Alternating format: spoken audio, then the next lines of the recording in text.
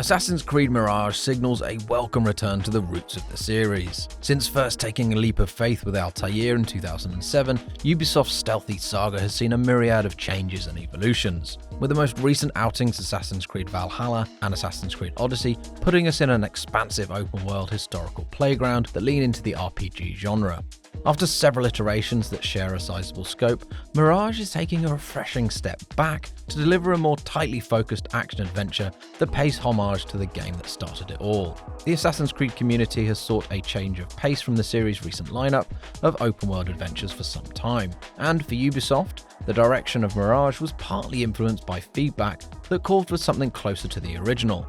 Mirage's creation has seen the convergence of several inputs, says creative director Stéphane Boudon. Of course, the first one comes from our community, Origins, Odyssey, Valhalla. They were all great games with a promise to live an epic journey in a strong fantasy. Their scopes have been calibrated to fulfill those ambitions as they all embrace the RPG mechanics. But amongst our fans, we started hearing the desire for a character-driven story, focused on the core pillars of the first ACs in a more intimate scale. It resonates with us as well as developers, and this was the starting point of the project. After the release of the first Valhalla DLC, Wrath of the Druids, Mirage presented the Ubisoft Bordeaux studio with perfect project to get to work on, says Boudon, to grow as a major production force for Assassin's Creed and Ubisoft.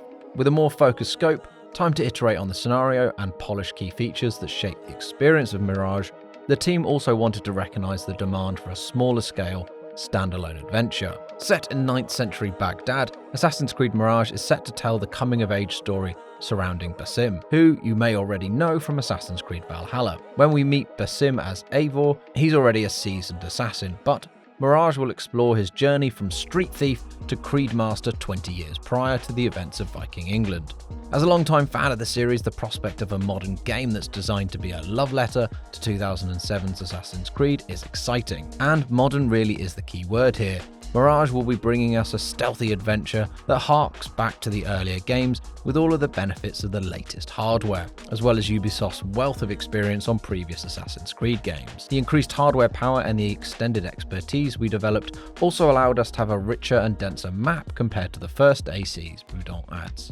And it means for us more gameplay opportunities, more interactions between systems, more depth. It also means incredible and immersive details to treat Baghdad as one of the main characters of Mirage. With its more condensed scope and clear focus on Basim and his coming-of-age story, our main goal with Mirage is to provide a total immersion in 9th century Baghdad and the key events of the time for the Hidden Ones. Other elements have also been reinterpreted in Mirage, with Boudon pointing towards crowd blending, which in previous games allowed us to use NPCs in the world to cloak our presence, and stealth tools. For the crowd blending, for instance, we took a more systemic approach. In AC2, you could see the pattern of NPCs grouping in their lane.